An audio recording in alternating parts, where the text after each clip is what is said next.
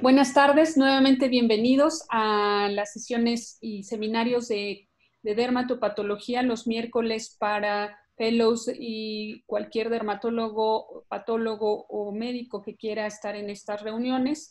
Estas reuniones son una iniciativa de Cuerda Piel. Cuerda Piel es un grupo de dermatólogos, dermatopatólogos y patólogos, dermatopatólogos, conformado por el doctor Rodrigo Restrepo, la doctora Yamile Corredoire, el doctor Gabriel Casas, el doctor Juan Carlos Garcés, el doctor Enrique Loaiza, la doctora Maru Macei, la doctora Elizabeth Boll, la doctora Monse Molgó, la doctora Isabel Casas y su servidora. Y ahora tenemos como invitada, nos hizo el favor, el honor, la doctora Eduviges Martínez, que conozco ya desde hace un buen tiempo y quien ha colaborado en varios de los congresos que hacemos en México del microscopio a la terapéutica, además de otros congresos de la FEDPADMEX. Esto fue el último ahí en Chihuahua, que todo el mundo quedó encantado de su presentación. Y ahora nos presenta a la correlación clínico-patológica de lepra, pero antes de ello quiero leer un pequeñísimo currículum de la doctora Eduviges Martínez. Ella es dermatóloga y dermatopatóloga egresada del Hospital General el doctor Manuel G. González. Hizo fellow en la Universidad de Miami en dermatopatología folicular y tiene una buena y excelente carrera de dermatopatología y dermatología. Ahora ella trabaja en Morelia, en esta clínica que se llama Dermamedics. Y es verdaderamente un privilegio contar con la doctora Eduviges Martínez, Edu para los cuates. O no sé si le guste que le diga Edu, yo siempre le he dicho Edu por mucho cariño que le tengo y mucha admiración, porque la conozco desde chiquita, y una de las mejores fellows de la doctora Sonia Toussaint. Entonces, bienvenida, Edu, muchas gracias y este es tu foro. Muy bien, pues muchas gracias más bien por la invitación en este foro tan importante del que reúne a los dermatopatólogos más importantes, ¿no?, de Latinoamérica. Agradezco mucho la invitación. Y bueno, quise mostrarles, le puse el título a esta plática, Mosaico Clínico Patológico de Lepra, porque me gustan mucho los mosaicos. Aquí en México, en muchos sitios se producen estas baldosas, las más famosas son las de Talavera de Puebla, pero resulta que también aquí cerca en Pátzcuaro hacen estos mosaicos. Y bueno, la lepra con todo el espectro clínico e histológico que tiene, pues bueno, es similar a estas baldosas y que forman el mosaico clínico patológico. Entonces, bueno, como sabemos, vamos a empezar. La lepra es una enfermedad infecciosa producida por Mycobacterium leprae o lepromatosis, que recientemente he descrito más o menos. Y sabemos que el 95% de la población no es susceptible genéticamente, entonces solamente el 5% van a adquirir la enfermedad. Apenas se están dilucidando los procesos para saber por qué unas personas son susceptibles y otras no. Entonces, bueno, esta va a ser por la interacción del huésped, del patógeno y el ambiente es único en cada paciente, ¿no? Los médicos que se dedican a ver lepra ven que ningún paciente es como idéntico al otro. Saber de dónde adquirieron la infección es muy, muy difícil porque la incubación se ha registrado desde 1 hasta 20 años, en promedio 5 años. Entonces, bueno, en la clasificación de Ridley y Joplin, toma en cuenta los factores la baciloscopía y las lesiones clínicas. En realidad la biopsia no está incluida, pero debería de ser porque pues la biopsia nos va a dar como más datos para la clasificación y también acerca del estado evolutivo de la enfermedad, si va a ser reacción o no. Y también nos va a dar una detallada correlación clínico-patológica, ¿no? Va a ser bien importante que cuando recibamos una biopsia de lepra, llevan todos los datos, o sea, lleve datos de cuántas lesiones son, si son anestésicas, si está con tratamiento, cuando se sospecha desde el principio clínicamente, y el espécimen adecuado. En lepra va a ser muy importante, por ejemplo, que en lepra la indeterminada o en la lepra lepromatosa la biopsia se tome del centro de la lesión, y en cambio cuando son lesiones anulares tiene que ser del borde de la lesión y que sea de profundidad hasta tejido celular subcutáneo. Y bueno, lo básico que se tiene que hacer es la atención de fitofármaco, y en algunas ocasiones va a ayudar PCR, sin embargo, por el costo, pues no se tiene disponible en todos los sitios. Entonces vamos a tener aquí el esquema. Empiezan siempre todas las lesiones como una lepra indeterminada, y de ahí puede virar hacia alguno de los estados borderline o limítrofes, que puede ser tuberculoide, el borderline o borderline lepromatoso. Y en este caso, estas son inestables. Los polos van a ser la lepra lepromatosa y la lepra tuberculoide. Entonces, vamos a empezar a ver los casos. Este es un hombre de 52 años, profesor aquí en Morelia. Es originario de la costa de Guerrero y residente de Morelia, Michoacán. Tiene 1 año de evolución. Él había sido tratado en el hospital del ISSSTE como eritema anular centrífugo y había sido manejado con múltiples ciclos de esteroide tópico sin mejoría. Cuando llegó a consulta, tenía solamente 2 lesiones en el tórax anterior. De hecho, acude a consulta porque no mejoraban las lesiones, entonces para una segunda opinión, y llega solamente con 2 lesiones. Esa foto, desafortunadamente, se extravió, entonces les voy a mostrar la evolución. Cuando inicialmente tenía 2 lesiones solamente aquí en tórax, muy similares a estas, pero estas fue después de que se tardó en dar el diagnóstico y que empezó el tratamiento, se diseminaron las lesiones. Pero entonces piensen, pues, cuando llega tenía solamente 2 lesiones. Y esta es la histología.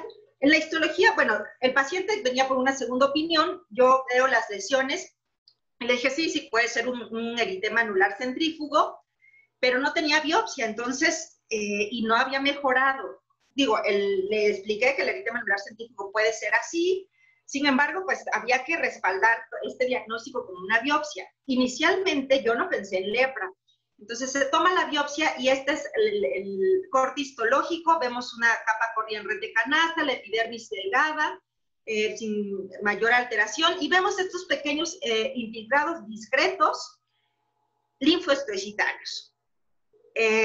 Sin embargo, llama la atención que aquí hay algunos filetes nerviosos y vemos que el infiltrado está localizado ahí, perivascular también, hay algunos mastocitos y los linfocitos y algunos histiocitos, sin formar granulomas. Cuando yo veo esta imagen en el acercamiento del corte, que está este filete nervioso y que está infiltrado por por el infiltrado inflamatorio, y que también, si vemos en la foto de menor aumento, que está también aquí alrededor del nervio piloerector, del músculo piloerector. Entonces, yo aquí ya pensé en que podía ser lepra. Regreso, cuando el paciente regresa a quitar los puntos, hago la prueba de pica y toca y es positiva, las lesiones eran anestésicas. Se realizó la lepromina, que es muy difícil conseguir, pero la conseguí con el doctor Arenas, y entonces se aplicó lepromina, la cual fue negativa. Y les digo que en todo este trayecto en que se iba y venía el paciente y eso, aparecen el resto de las lesiones. La tinción de Ziel-Nielsen, yo no tengo para hacer fitofármaco aquí, fue negativa, y se hizo PCR, que fue positiva para Mycobacterium leprae. Interrogando al paciente, tenía como factor de riesgo, cuando él inició su profesión como profesor, la comunidad donde llegó era habitual que comieran carne de armadillo, pero eso ya ha sido 35 años previos. De ahí, pues él no sabía ningún antecedente de algún contacto con algún paciente con lepra. Entonces se inició el tratamiento con rifampicina, floxacino y minociclina, que es el ROM. Aquí, inicialmente yo lo regresé al ISSSTE, ¿no? Porque era un paciente que era derechohabiente, entonces era más fácil que fuera manejado allá, y fue con lo que lo manejaron. Aquí es importante hacer el hincapié de que los pacientes con lepra sí es un diagnóstico muy impactante para ellos. Yo creo que es hasta más impactante si les dices lepra que si les dices algún tumor maligno. El paciente decía que por favor no lo reportar. Pensó que como que al reportarlo, hacer el reporte en el informe para la Secretaría de Salud, como que lo iban a publicar o no sé qué, pero estaba muy aprensivo con ese aspecto. Entonces, bueno, inicia este tratamiento y después de 6 meses no ha presentado recaída ni reacción leprosa, tiene un seguimiento de 3 años. Entonces, si pensamos en las lesiones, cuando llegó con 2 lesiones y esta histología, el diagnóstico sería de una lepra indeterminada que después viró a lepra tuberculoide, porque después empezó como con más disestesias y más lesiones. Entonces vamos a ver, bueno, la lepra indeterminada, el infiltrado puede ser muy banal, con un infiltrado linfocitário perivascular y perianexial y perineural en 1/3 de los pacientes, superficial y profundo. Aquí mucho ojo porque pueden ser lesiones que sean como muy discretas y entonces en la histología no va a ser granulomas, pero lo que nos tiene que orientar en el diagnóstico es esto, que esté perianexial en el músculo piloerector, en las glándulas y perineural. Puede haber mastocitos, como vimos en la biopsia del paciente, no hay formación de granulomas y a veces puede haber exocitosis de linfocitos. Los bacilos van a ser escasos si se encuentran y el PCR va a ser positiva en pocos casos. Sin embargo, en estos casos tiene relevancia porque no hay forma, no hay un método que pueda documentar este tipo de lepra indeterminada y entonces el PCR aquí toma relevancia en su realización. Vamos a seguir con el siguiente caso.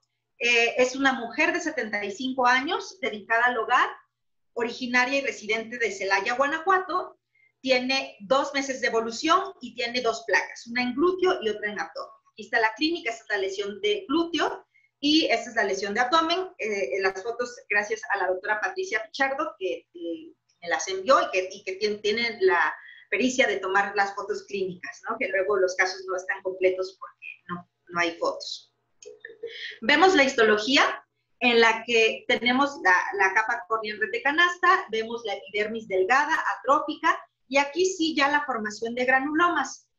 Unos granulomas tuberculoides, vemos aquí el trayecto serpiginoso del granuloma siguiendo el nervio, y varias células gigantes, algunas tipo Langhans, ¿no? Entonces aquí ven el granuloma, los histiocitos de aspecto epitelioide.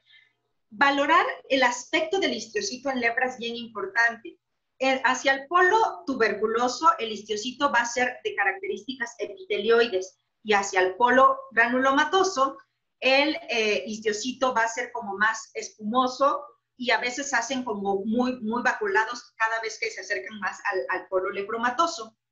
Entonces vemos aquí, son histiocitos epitelioides y con sus linfocitos rodeando, ¿no? Y rodeando aquí este anexo, vemos el acercamiento del granuloma con formación de estas células gigantes multinucleadas tipo Langhans.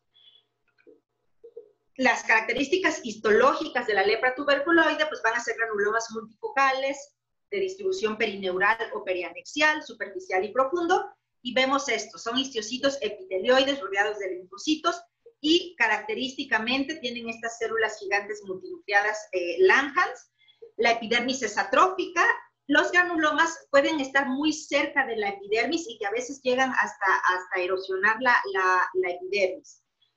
El fitefaraco va a ser negativo y PCR va a ser positivo en pocos casos. Aquí vemos el granuloma perfectamente. Ese sería como el granuloma típico, que muy bien organizado, con los histocitos al centro y los linfocitos rodeando.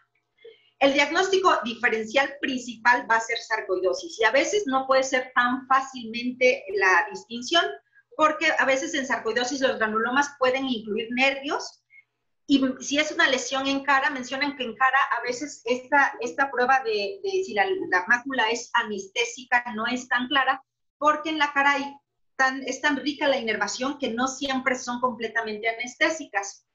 Sin embargo, si tenemos una lesión en cara y no hay afección neural, entonces completamente pueden descartar lepra. Aquí vemos lo que les decía, que el granuloma toca el epidermis y a veces pueden hasta causar una erosión en la epidermis. Entonces vamos a ver las características de las siguientes formas de lepra. La borderline o limítrofe tuberculoide, donde vamos a encontrar un granuloma tuberculoide, va a ser muy similar al polo tuberculoso, pero los linfocitos se supone que aquí no nada más están rodeando los histiocitos, sino que también están dentro. ¿no? Es un granuloma menos organizado y tiene células gigantes multinucleadas. Aquí ya no son tipo Langhans, son nada más gigantes multinucleadas. Los granulomas pueden estar intraneurales y hasta destruyen el nervio. A veces en el nervio vemos el granuloma y podemos encontrar a veces restos del nervio que ya está destruido. A veces se hace inmunohistoquímica donde se puede como con S100 para ver mejor los filetes nerviosos que están ahí prácticamente destruidos. Vamos a tener bacilos escasos de 0 a 2 cruces y PCR aquí es positiva en 50% de los casos. En el borderline va a ser igual, muy similar, solamente que los granulomas son menos definidos, hay menos linfocitos, habitualmente no hay células gigantes multinucleadas, la epidermis va a estar atrófica y ya los nervios van a estar infiltrados, parcialmente destruidos, pero sin edema. Y aquí empieza algo importante, la laminación del perineuro. Empieza a ver como fibroplasia perineural, que nos da un aspecto como en capas de cebolla a nivel de los filetes nerviosos. Los bacilos es más probable encontrarlos de 3 a 4 cruces y la PCR en estos casos siempre va a ser positiva. El borderline lepromatoso, vamos a tener granulomas de histiocitos. Aquí ya cambia, les decía que entre más se va acercando al polo lepromatoso, tenemos histiocitos que son más con citoplasma más espumoso, como la típica célula de Virchow. Y aquí es importante valorar esta separación de los granulomas de la epidermis, la banda de una. En los otros vimos que los granulomas estaban pegados aquí a la epidermis. Aquí no, aquí está una clara demarcación de los granulomas, una clara demarcación de dermis no afectada y luego ya la epidermis. El infiltrado puede ser difuso o puede ser nodular en parches y siempre, acuérdense, perianexial, perineural. Va a haber linfocitos, pero los linfocitos ya no van a estar así como formando bien alrededor de los granulomas, sino una infiltración más difusa y podemos encontrar células plasmáticas también dentro del infiltrado y la laminación del perineuro. La lepra lepromatosa, vamos a tener granulomas difusos, estas son menos nodulares, o sea, aquí es como más difuso la infiltración. Los histocitos cada vez son más espumosos con vacuolas grandes. Va a haber linfocitos y células plasmáticas como infiltrado inflamatorio acompañante. Una epidermis que va a estar atrófica y también aquí vemos la banda de una, esta demarcación entre los granulomas. Los anexos van a estar infiltrados y atróficos. En la reacción leprosa tipo 1, bueno, va a presentarse principalmente en borderline tuberculoide, en borderline y menos en borderline lepromatoso. Aquí la característica es que vamos a tener, dependiendo de cuál tipo de lepra es, pero va a haber edema en la dermis y en el granuloma. Y células gigantes multinucleadas aquí vuelven a aparecer de cuerpo extraño o tipo Langhans, pero van a ser numerosas. Además vamos a encontrar esfongiosis y fibroplasia. Como vemos aquí en estas imágenes, el granuloma y hay como edema en algunas partes separando los histiocitos. Bueno, aquí es importante mencionar que los hallazgos histológicos de la reacción tipo 1 solamente se presentan en 67.5% de los casos en el estudio que se hizo en los pacientes que tenían características clínicas de la reacción y que la histología es característica en el 20% de los casos sin que tengan hallazgos clínicos. Entonces, de ahí sacan la conclusión que los cambios clínicos ocurren más tarde que los cambios tisulares. Vemos el siguiente caso. Este es un hombre de 41 años de edad, es campesino, es migrante, originario y residente de Colima, con un diagnóstico de lepra.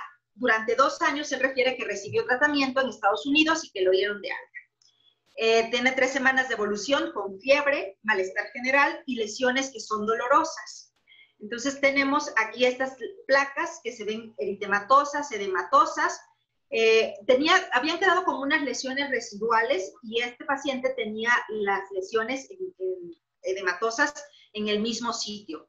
Este es un caso que me envió la doctora Hilda Carrillo de Colima.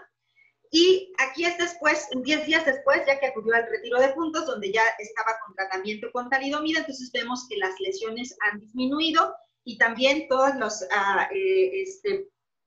La afección al estado general también había mejorado.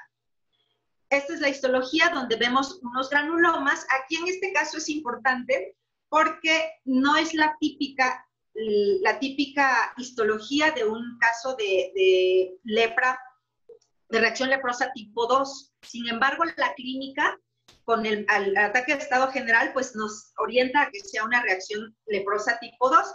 Pero si se fijaron, las lesiones también eran como en los sitios previos donde estaban las lesiones. Entonces, este es un caso de los que mencionaban en el artículo, que a veces la clínica no corresponde tanto con la histología, ¿no? Y de hecho, aquí pues en la histología tenemos los granulomas muy bien organizados, con células escumosas. Prácticamente, o sea, son pocos los linfocitos que hay y no hay neutrófilos que son característicos en la reacción leprosa tipo 2. Entonces, pues este es uno de los casos que no correlacionan tanto, pero bueno, respondió muy bien con la talidomida. El Ziel-Nielsen, la tensión de Ziel-Nielsen fue negativa. Vemos el siguiente caso, donde este es un hombre de 55 años de edad, originario y residente de Tijuana, vivía en San Diego. De hecho, había tenido el diagnóstico hecho en San Diego desde hace 5 años y le habían dado tratamiento con rifampicina y dapsona, pero después de completar el tratamiento ha tenido brotes recurrentes cada 3 meses y ha estado manejado con talidomida desde entonces. Sin embargo, a pesar de estar tomando la talidomida, continúan apareciendo lesiones nuevas. Esta es la clínica, este caso es de la doctora Daniela Gutiérrez. Vemos la clínica con edema facial, estas telangiectasias, vemos la madarosis aquí en ceja, pues tiene perdida la cola de la ceja, y las pestañas pues prácticamente no tiene. Vemos aquí mejor la madarosis y este aspecto como edematoso de la cara. Vemos aquí como que se ve como un aspecto infiltrado, el lóbulo de la oreja atrófico. En los brazos vemos estas lesiones nodulares que son dolorosas y que siguen apareciendo, algunas se han ulcerado. Y en la histología tenemos estos granulomas donde tenemos unas colecciones de neutrófilos importantes y de hecho los que predominan son los neutrófilos y vemos aquí unos histiocitos vacuolados. El infiltrado abarcaba hasta tejido celular subcutáneo, entonces cuando hablábamos de la biopsia, cómo tenía que ser la muestra, pues tiene siempre que incluir tejido celular subcutáneo, si no nos perdemos estos hallazgos histológicos. Y vemos aquí completamente engrosado el septo con infiltrado y un poco el infiltrado también se va hacia el lobulillo, ¿no? Aquí el acercamiento de la colección de neutrófilos y se ven por ahí algunas células gigantes multinucleadas. Y estos histiocitos que son vacuolados, ¿se acuerdan cómo ha ido cambiando el histiocito, que en los primeros casos era de aspecto epitelioide, luego como de un citoplasma más espumoso, y con estas vacuolas muy grandes, en estos histiocitos? Entonces, la tinción de Ziel-Nielsen, vemos algunos bacilos, algunos sí están como más íntegros, y otros como son fragmentados, ¿no? Me dio mucho gusto porque siempre en el resto de las lepras, siempre el Ziel-Nielsen negativo, y entonces yo decía, ¿es la tinción o qué pasa? Pero bueno, en este sí fue positivo. Entonces, bueno, la histología de la reacción leprosa tipo 2, o el nombre no tan adecuado de eritema nudoso leproso, porque pues no es tan parecido al clásico eritema nudoso, se va a presentar en los lepra lepromatosa y borderline lepromatoso. ¿Qué lo caracteriza histológicamente? Estos histiocitos espumosos, la presencia de abundantes neutrófilos, eosinófilos y células plasmáticas. La vasculitis, aunque en los libros tiene que pues es una paniculitis y que tiene con neutrófilos y vasculitis, en realidad no es una característica histológica prominente, solamente se presenta en el 25% de los casos aproximadamente, y tampoco la paniculitis no es requisito, puede estar solamente la afección localizada a nivel de dermis, con los granulomas y las colecciones de neutrófilos, y como quiera, pues eso no excluye el diagnóstico de la reacción leprosa tipo 2. Los bacilos habitualmente los vamos a encontrar fragmentados o negativos. Entonces, bueno, algo importante a tomar en cuenta en la reacción leprosa tipo 2 en la histología es que cuando son estos casos que son recurrentes y recurrentes, la histología puede cambiar. podemos encontrar cambios como más discretos con pocos histiocitos espumosos y pocos neutrófilos. En este caso, en el paciente, a pesar de que tener brotes recurrentes de la reacción leprosa tipo 2, la histología era muy florida. El siguiente caso que les presento es de un hombre de 69 años, originario y residente de Michoacán, con antecedentes de alcoholismo crónico y diabetes tipo 2 mal controlada.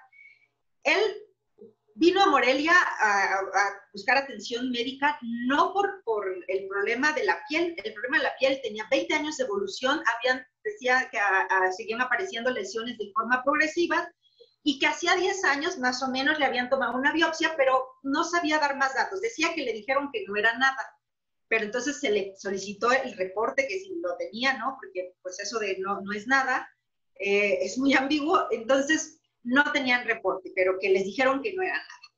Entonces les decía que buscó atención médica por el descontrol metabólico de su diabetes, entonces estaba hospitalizado. Y estas son las lesiones clínicas, las fotos cortesía de la doctora Claudia Cuevas. Entonces vemos estas lesiones nodulares múltiples, la mayoría ulceradas, así son como muy redondeadas todas las úlceras, algunas con costras, y todo, o sea, todo, él estaba así, ¿no? Las piernas con estas costras ahí como rubiáceas, y vemos como varias lesiones cicatrizales de lesiones que han mejorado. Entonces, aquí vemos el acercamiento de estas lesiones ulcerosas y por debajo como lesiones nodulares y algunas como de color amarillento. Primero, puse en esta foto en específico porque cuando se tomó la biopsia, esta era una lesión nodular como esta. Entonces toman el sacabocado y ¡pum! Como que desapareció y no había tejido que tomar. Entonces volvieron a hacer otro sacabocado y pasó lo mismo. Entonces ya mejor hicieron un muso grande llevándose toda la lesión porque las lesiones eran muy friables y con un contenido así como líquido que al tomar la biopsia pues ya no había como tejido que poner en el frasco. Entonces, esta es la histología, vemos una capa córnea en red de canasta, la epidermis atrófica, y vemos esta dermis toda ocupada por estos histiocitos de citoplasma vacuolado. O sea, vean cómo hay como vacuolas grandes, algunas como de aspecto espumoso, abundantes. Toda la dermis estaba ocupada por ellas. Vean cómo prácticamente se sustituyó la dermis por todas estas células. Y en algunas áreas estaba como la necrosis de la epidermis y un infiltrado como más linfocitario, pero aún ahí también había esas células espumosas. Aquí el diagnóstico, la verdad, hasta bien, bueno, aquí vemos este vaso sanguíneo, completamente la pared edematosa e infiltrada, haciendo vasculitis. En este caso, no hay tinciones disponibles porque, queriendo que quedara bonito el caso, las envié a México, pero también con la indicación de que hicieran PCR positiva para Mycobacterium leprae, y entonces primero tomaron parte del bloque, el tejido del bloque para hacer esto, y cuando iban a hacer las tinciones ya no quedaba tejido. Entonces no hay tinciones, desafortunadamente. Seguramente aquí vamos a ver histiocitos así hasta saltando. Sin embargo, no fue posible. La PCR fue positiva para Mycobacterium leprae. Entonces, en este caso, tal vez la histología es lo más cercano a un fenómeno de Lucio. Yo no he visto otro, donde vemos esta infiltración y esta afección vascular. Entonces, el fenómeno de Lucio se caracteriza por fiebre, artralgias, mialgias y lesiones purpúricas dolorosas. El paciente, en realidad, él se quejaba del control de su diabetes, pero de la piel pues no había buscado atención porque tenía ya tanto tiempo. Hacen necrosis epidérmicas y úlceras y vamos a encontrar vasculitis superficial y profunda. Aquí tenemos como una vasculitis por fenómeno de Lucio, donde hay como más leucocitoclasia. El siguiente caso es un hombre de 65 años, con esta dermatosis en tronco y placas eritematosas. El paciente ya tenía el diagnóstico de lepra en el polo lepromatoso y recibió el tratamiento multivacilar durante 1 año. Sin embargo, 6 meses después de terminar el tratamiento, empezó con estas lesiones. Son unas lesiones muy discretas, ¿se fijan? O sea, se ve como la piel con aspecto en papel de cigarrillo, ligeramente eritematosas. Entonces, aquí la pregunta era, ¿es una reactivación o es una recaída o una reacción leprosa? Estas fotos, este caso es de Oaxaca, y las fotos son cortesías de la doctora Adriana Sara. Entonces vemos la histología, una histología muy discreta, donde vemos también aquí como perivascular, y aquí hay un filete nervioso, vemos estas granulomas como mal organizados, con estos histiocitos espumosos como edema, y algunos linfocitos y células plasmáticas. Muy discreto. Vemos, sin embargo, lo que les decía, que hay que buscar siempre a nivel perineural, que el infiltrado tiene tropismo por los nervios, entonces vemos que están afectados, y hay como más células plasmáticas también dentro del infiltrado. En la tinción de Ziel-Nielsen vemos o sea, había un bacilo aquí, que es este, y había como otros 2 fragmentitos ahí como de los bacilos. Aquí está uno, el otro ya no lo veo en este momento. Se hizo PCR, la cual fue positiva también para Mycobacterium leprae, y entonces aquí en este caso, ¿cómo evaluar una biopsia de lepra cuando ya recibió tratamiento? Ya no va a ser como la lepra, la histología de la lepra virgen, que son las características que vimos previamente, sino que aquí ya va a tener algunas particularidades que tenemos que tener en cuenta. Aquí va a haber 2 opciones, cuando se dio tratamiento, que las lesiones sean persistentes al término del tratamiento, o que haya aparición de lesiones nuevas, como en el caso de este paciente. Entonces, bueno, aquí tenemos que buscar si hay criterios diagnósticos de lepra, que haya granulomas o infiltración linfocítica selectiva de nervios, del músculo erector del pelo y de glándulas écrinas. Si se acuerdan, el paciente tenía esta infiltración en estos sitios, y va a haber hallazgos inespecíficos que va a ser aquí se necesita correlación clínico-patológica para poder hacer el diagnóstico. Ahorita los vamos a ver más adelante. O de plano, después del tratamiento podemos tener una biopsia con piel de características normales. Entonces, recaída contra reacción leprosa, ¿no? Porque las reacciones leprosas, independientemente que ya hayan recibido tratamiento, a veces son desencadenadas por el tratamiento en la tipo 1. En la tipo 2, si hay alguna otra cosa como estrés o embarazo o vacunas que lo pueden desencadenar, pero a pesar de haber recibido el tratamiento y estar curados, ambas reacciones se pueden seguir presentando posteriormente, y no hay un número ¿no? que se pueda presentar, puede ser ilimitado.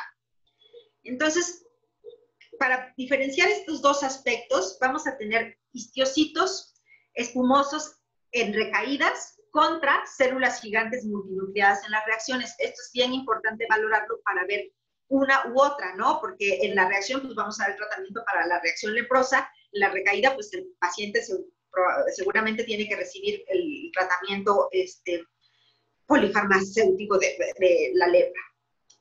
En la recaída sí se detectan bacilos en la reacción, no siempre, ¿no? Puede haber fragmentados. Entonces, bueno, cuando tenemos, este es un criterio diagnóstico de una lepra activa post-tratamiento. Los granulomas ya no van a estar bien formados, sino van a ser como un granuloma como fragmentado, con edema entre los histiocitos, pero algo importante es que sigue afectando perianexial, perineural, ¿no? Eso es importante, y también se va a acompañar de más infiltrado linfocitario. Con respecto a los cambios epidérmicos después de que un paciente tiene un tratamiento, algo importante es que en la histología vamos a ver hiperpigmentación de la capa basal, y esto va a ser bien importante porque clínicamente las lesiones son hipopigmentadas. Entonces ahí pues, es algo que contrasta si tenemos una lesión hipopigmentada y tenemos hiperpigmentación de la capa basal. Entonces eso es un dato de que el paciente ya recibió tratamiento. Esto, estamos hablando de la lepra inactiva, o sea, ¿qué vamos a ver en lepras inactivas que ya recibieron tratamiento? En algunos casos podemos tener exocitosis de linfocitos y que haya un infiltrado importante abajo. Y eso es bien importante porque en estos casos, este dato tan sutil puede orientarnos a que es una lepra activa, principalmente como hacia en el polo borderline. Esta sola exocitosis de linfocitos se ha visto que correlaciona con actividad de una lepra activa del tipo borderline. A nivel de dermis podemos tener estas fibras como edema dérmico e infiltrado linfocitário sin formar granulomas. Entonces vemos este aspecto así como edematoso con estos infiltrados. Hasta aquí es una lepra inactiva, o sea, estos cambios los podemos encontrar después del tratamiento y no indican que tenga actividad de la enfermedad, son cambios como residuales. A veces es como fibromixoide, vemos aquí como depósito de material mucinoso, que también puede presentarse después del tratamiento, y vemos este cambio importante, o sea, más bien como para resaltar, como Morphea-like. Vamos a tener la atrofia epidérmica, podemos tener la hiperpigmentación de la capa basal, y esta colágena que se ve como de aspecto escleroso, no va a haber anexos. Entonces, esta biopsia, si la ponen, pues sí puede ser una morfea. ¿Qué es lo que nos va a decir? Si tenía morfea o no. Clínicamente no es la clínica de morfea. Y si comparamos, si tenemos biopsia previa del paciente, pues no tenía ningún cambio de morfea. Entonces, este es un cambio histológico que puede ser observado después del tratamiento para lepra. También los cambios morfológicos del infiltrado inflamatorio, ya no vamos a tener como las células, los histiocitos, sino va a ser un infiltrado más linfoplasmocitario que puede quedar así como residual y como más disperso en la biopsia, ¿no? Bueno, les decía que en algunos casos, que si vieron varios de mis casos tienen PCR, con lo que me ha sido más fácil llegar al diagnóstico. Entonces, con respecto al PCR, va a ser muy relevante, por ejemplo, en la lepra paucibacilar, donde pues no tenemos bacilos positivos, la lepromina pues ya está como en desuso porque es muy difícil conseguirla. Entonces, no hay un método de laboratorio que nos confirme el diagnóstico. Entonces, en estos casos, hacer PCR va a ser bien importante. En este estudio de 172 casos de lepra paucibacilar, el estudio histológico no fue concluyente, por sí solo no fue concluyente del diagnóstico, y el estudio histológico pues tenía una sensibilidad del 33% en este estudio y PCR del 57%. Entonces, algunos pacientes que tengan cambios clínicos e histológicos que son insuficientes es donde se podría como valorar forzosamente hacer PCR para tener el diagnóstico más preciso. Aquí estas son imágenes de este estudio donde vemos la clínica de estas lepras en el polo tuberculoide, esto es después del tratamiento, y vemos que la histología pues era como, aquí apenas algunos granulomas ahí.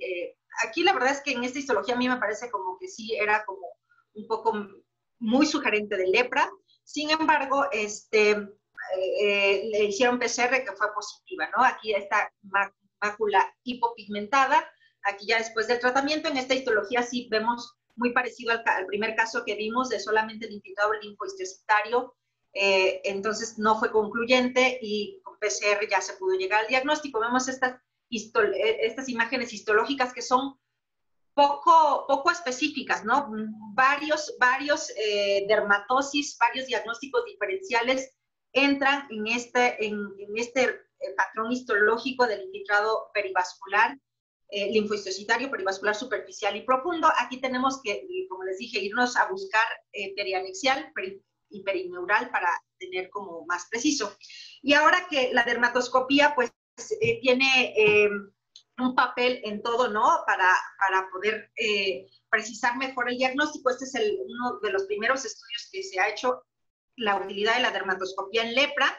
Entonces vemos estas imágenes, vemos aquí en la histología pues unos granulomas como muy bien establecidos, granulomas tuberculoides, y aquí esta es piel normal y esto es de la piel afectada. Entonces describen estas áreas que se ven como como amarillo, eritemato amarillentas las refieren, y que se pierde la red de pigmento a nivel de los acrociringios, aquí se borra. Entonces esto lo mencionan como que fue el hallazgo. Aquí en este otro paciente con una lepra borderline lepromatosa, vemos, también describen que se pierde la red de pigmento a nivel de los acrociringios, y ven estructuras que son delimitadas por estas flechas, que son como similares a crisálidas. En este otro caso, donde se ven estas áreas que mencionan también como amarillento eritematosas y estos vasos sanguíneos, en realidad aquí solamente fue un estudio descriptivo, porque todavía no, o sea, falta hacer como más pacientes y a todos hacerles dermatoscopía, como para ya tener los criterios dermatoscópicos establecidos de la lepra, ¿no? Entonces mencionan que estas como áreas, aquí que se veía un área como sí, como endomo, que podrían corresponder a los granulomas, y esas manchas como amarillento eritematosas que piensan que correlacionan con la aparición de los granulomas histológicamente, y aquí que se pierde la red de los acrociringios. Aquí estos vasos que los mencionan como en corona. Entonces, pues habría que hacer muchos estudios de eso. Y bueno, con toda esta recopilación de casos de lepra, pues ya nosotros hicimos nuestro propio mosaico de lepra, que es ¿no? Con la correlación clínica e histológica para poder tener como el diagnóstico. Y ya por último, pues bueno, yo a partir de que estoy en Michoacán sí veo más casos de lepra. Como vieron, no todos los casos son autóctonos del estado, pero sí como de la región Guanajuato, Colima, Oaxaca, ¿no? Los más lejos son los que están en Baja California. Con esto de que la OMS puso su meta para erradicar la lepra y eso, pues ya desde el 2000 se considera que ya solamente es un caso por 100,000 habitantes. Sin embargo, creo que como que hemos dejado de lado un poco este diagnóstico, ya no se hace con el mismo énfasis, ¿no? Entonces, sí tener presente que la lepra todavía existe, ¿no? Que podemos tener casos tan sutiles como el primer caso que les presenté de la lepra indeterminada, o casos tan floridos que están abandonados ahí en alguna ranchería, ¿no? Antes estaba el programa en el que se hacían las brigadas estas donde se iban a las zonas endémicas a buscar intencionadamente los pacientes, y pues ahora ya nadie los busca, o sea, igual nos topamos con él y tenemos que estar preparados, tanto clínica como para hacer el diagnóstico clínico e histológico. Tan se ha abandonado que, por ejemplo, en el único caso que es propio, que yo vi la clínica y la histología, pues yo quería mandarlo al programa cuando contacté a la persona del programa, pues como que no estaba muy enterado, ¿no? Entonces sí es como difícil esto, o sea, yo no sé si realmente si el programa sí es extensivo y se hace como la educación al médicos de primer contacto para el diagnóstico de lepra, ¿no? Para por lo menos sospecharlo y mandarlo a algún centro de referencia para su diagnóstico. Y bueno, en este otro artículo también es una especie de denuncia, ¿no? De que de pronto con esto de la erradicación se ha dado como sentado que prácticamente no hay lepra, pero tenemos lepra, hay zonas endémicas, Brasil, en India, aquí en México pues también no es tan importante, pero sí seguimos teniendo lepra, y pues que el tratamiento esto de reducirlo cuando es que se otorga por el Programa Nacional de Lepra, se otorga 6 meses y 1 año, pues que a veces es insuficiente y luego pues ya no hay forma de extenderlo, ¿no? Y pues los pacientes, la mayoría de las veces la lepra está asociada a un nivel socioeconómico bajo y que pues no pueden pagarlo. Entonces, a mí sí me gustaría escuchar como la experiencia que tienen en otros sitios acerca de la lepra, ¿no? Y pues espero que esta plática les haya sido útil de ver como todo este espectro de las lesiones clínico-patológicas de la lepra. Excelente, querida Edu. Pues primero tienes aquí unas felicitaciones porque los casos son muy buenos y gracias por compartirlo, dice el doctor Juan Carlos Garcés de Guayaquil, la doctora Fabiola del Pino, excelentes casos, la doctora Rosalba Benuto, que te tiene mucho aprecio, dice, sí, muchas gracias, y a mis paisanos de Colima, muchas gracias por la conferencia tan explícita, porque tenías unos casos de Colima, ¿no? Entonces me imagino Ajá, sí, sí, por sí. ahí. La doctora Marisol Díaz, excelente, muchas gracias por compartir. Eneida Cedeño, también la doctora, muy buenos, excelentes fotos dermatopatológicas y deja buena enseñanza. La doctora Adela Viveros, aquí ya empiezan algunas de las comentarios y además de todas las felicitaciones que te puedas imaginar. Muy innovador la dermatoscopía en lepra y aunque estén iniciando esta documentación es interesantísimo darle seguimiento. Felicidades por compartir los casos y realmente como los que vemos en libros. Marisol, muchas felicidades, doctora, excelente presentación. Guillermo Ramos, ahí anda con el doctor Omar Sangüesa, muy linda plática, gracias. La doctora Juani Garza, que ya también estuvo con nosotros, súper excelente, gracias Edu. La familia Villaseñor, que seguro no es la familia, ¿no? Pero así se puso aquí, excelente. Edu, Esmeri Cabello, que nos acompaña cada 8 días, excelentes casos. Ricardo Yoncón, excelentes. Muchas gracias, doctora, excelente conferencia. Carolina, lo mismo. Muchas felicitaciones. Yo tengo aquí un par de cosas de comentarios. Lo que mencionas de la política, me voy a ir como de atrás para adelante, de la política me parece muy interesante. Esta Universidad de Leiden, por ahí anda estudiando mi hija y están muy interesados en las políticas exteriores y claro, son pro mundo, ¿no? Y entonces me parece muy interesante que salga de ahí el artículo donde sí es política o es ciencia, ¿no? Bueno, eso ahora lo estamos viendo nosotros con nuestro subsecretario de Salud, ¿no? Si es política o es ciencia, pero interesante que en la República Dominicana, no sé si tú ya has ido también por allá, ellos tienen una política y una ciencia de buscar a todos los pacientes con camioneta. Entonces van y buscan a todos y todos tienen lo que tú estás sugiriendo aquí, es foto clínica, biopsia y muy buenas biopsias y todas las manchas blancas, todas las manchas anestésicas, todo le toman biopsia y tienen un control de lepra, claro, es una isla, me van a decir, ¿no? O sea, República Dominicana o podrías decir Singapur contra una República Mexicana, ¿no?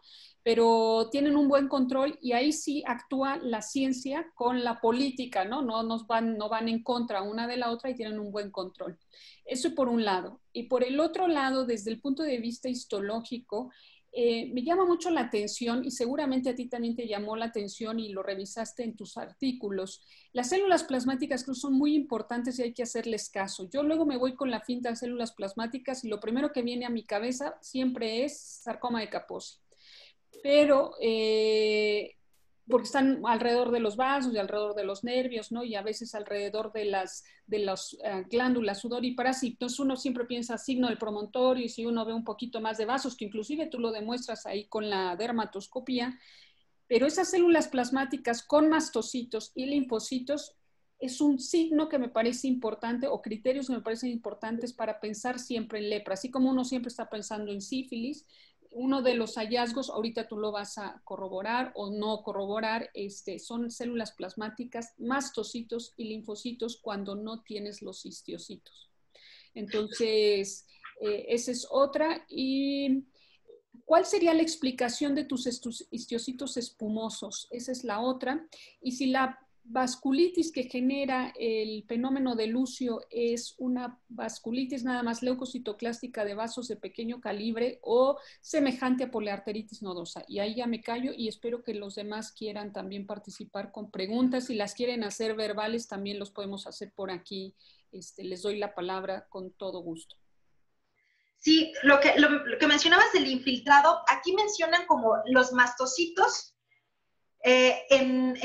como hacia el polo tuberculoide, o sea, en indeterminada, borderline tuberculoide, como acompañando los mastocitos. Y más las células plasmáticas, más como en borderline lepromatoso o o sea, ya lepra lepromatoso, ¿no? Lo que ponían, no ponían como el conjunto de las tres, o sea, mastocitos, plasmáticas y linfocitos. Sí, o sea, primero el linfohistiocitario en los iniciales y ya las plasmáticas acompañan al infiltrado de histiocitos, pero ya hacia el borde lepromatoso, hacia el polo lepromatoso. La siguiente es, sí, la vasculitis puede involucrar pequeños vasos y medianos vasos. Entonces, puede ser, o sea, áreas como necróticas como más grandes, ¿no? También, pero principalmente están afectados pequeños vasos. La ponen ahí como leucocitoclástica. La que yo les puse en la foto en realidad no se veían ahí como los neutrófilos, eran más los linfocitos, pero bueno, estaba ahí toda la pared edematosa, no había, en ese corte no había necrosis fibrinoide. Y con respecto a las políticas, híjole, pues yo sí, la verdad sí fue estrellarme, porque yo así, ¿no? Estaba emocionada, mi lepra inicial que diagnosticaba y preguntaba, y pues no, o sea, aquí no. La lepromina está en desuso. Yo no sé, en un artículo solo mencionaban, pero no había referencia, que está como en desuso porque tenía poca sensibilidad. Yo en el hospital, en mi formación, aprendí que la clasificación tenía que ser también inmunológica con la lepromina. Y entonces, pues de pronto no hay, o sea, aquí, por ejemplo, no sé, las personas que están ahorita aquí en el foro, que si tienen lepromina o si la consiguen o qué hacen.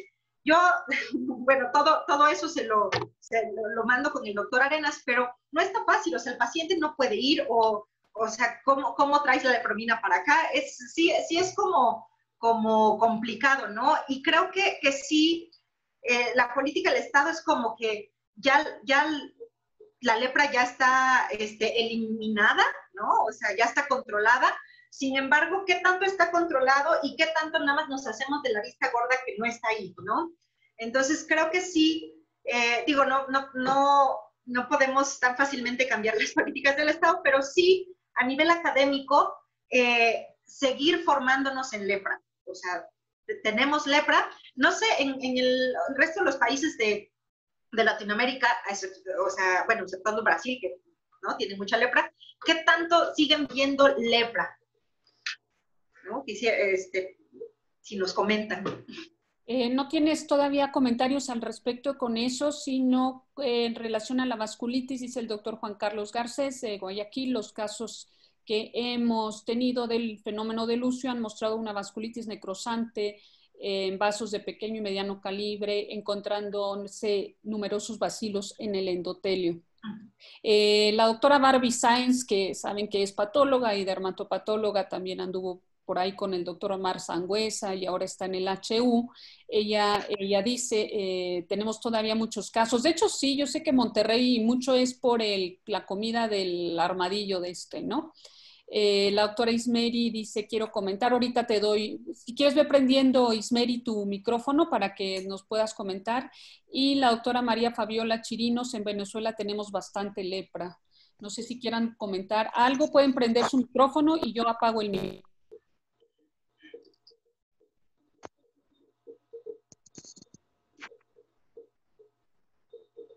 Cuando me digan, comento.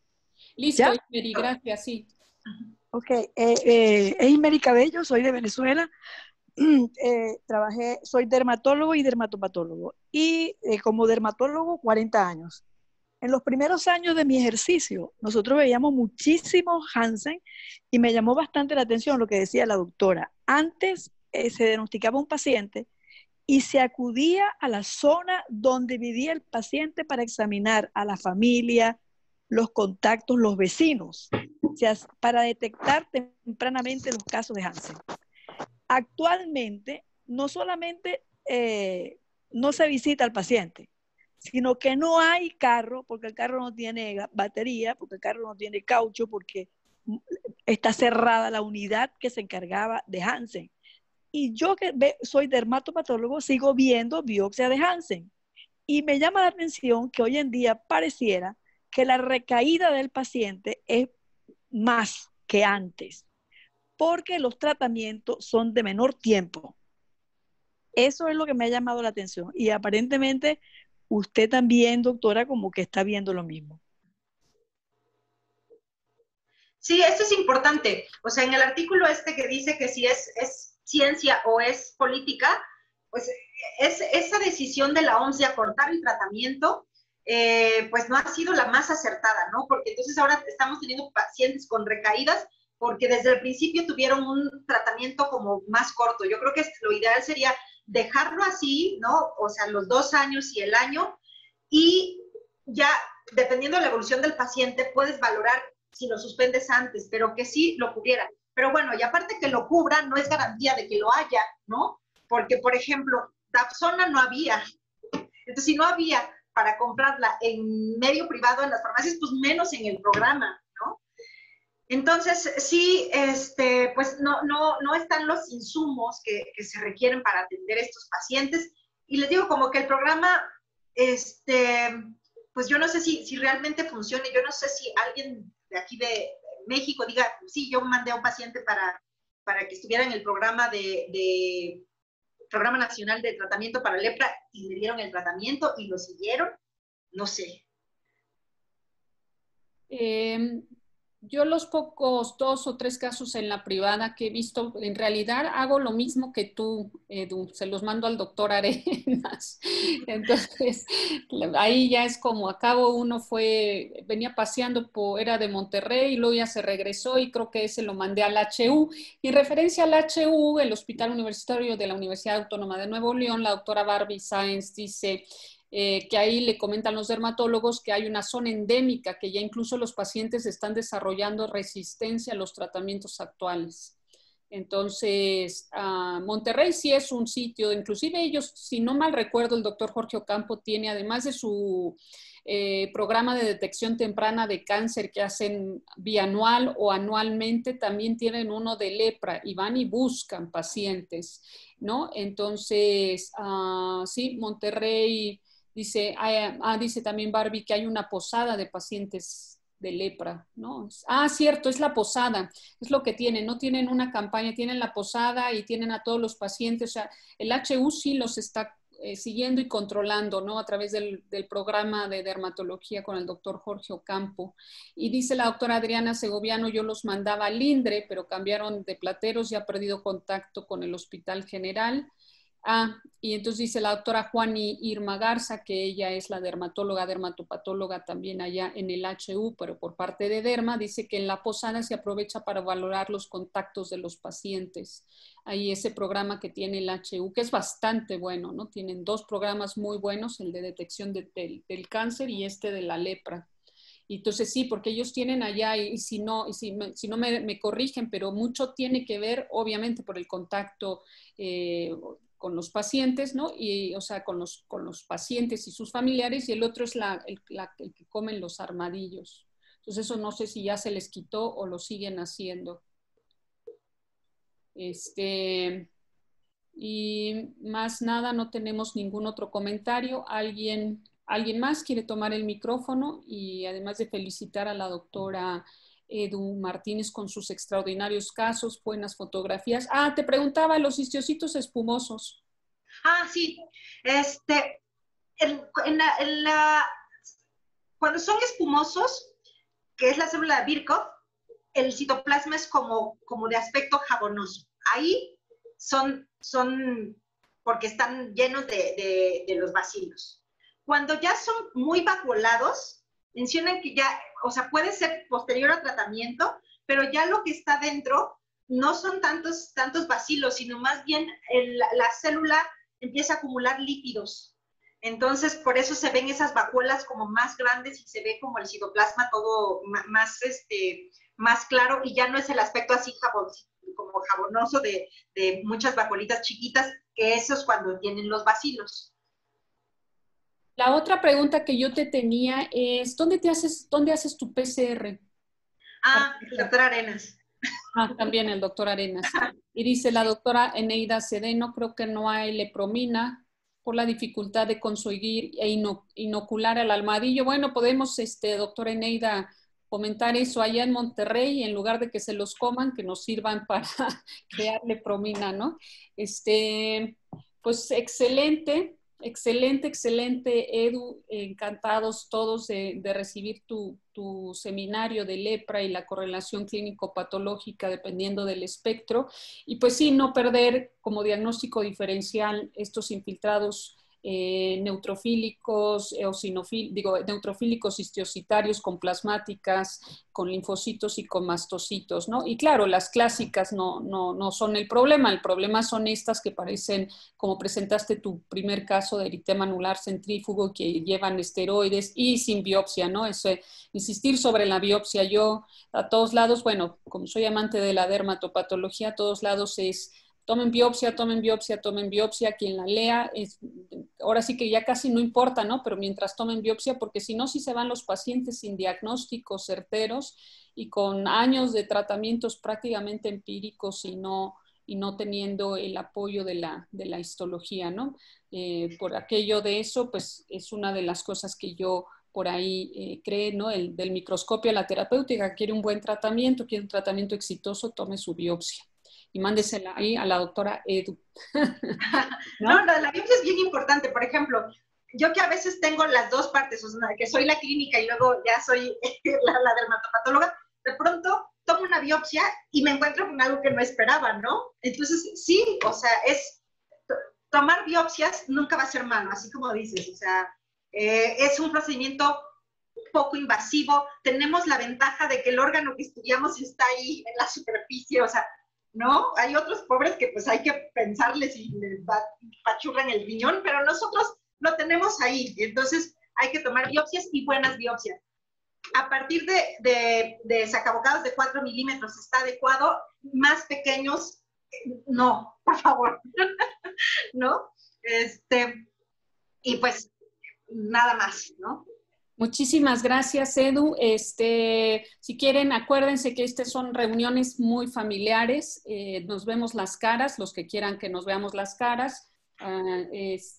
Para tomar la foto del final, recuerden también que todo esto se graba y entonces lo pueden luego ver en el YouTube. Les mando también la liga para que lo vean diferido y con más calmita, ¿no? Y pues bienvenidos siempre aquí a Dermatopato de los miércoles, 4 de la tarde, todos los miércoles, excepto cuando pues algún colaborador no pueda hacerlo en la tarde, pues lo cambiaremos a las 8 de la mañana. Muchísimas gracias, muchas gracias. Doctor Sergio González, un placer tenerlo por aquí, es un honor su presencia y pues bueno, nos vemos dentro de 8 días. El doctor Guillermo Ramos desde allá, Wake Forest, va a estar dándonos su seminario.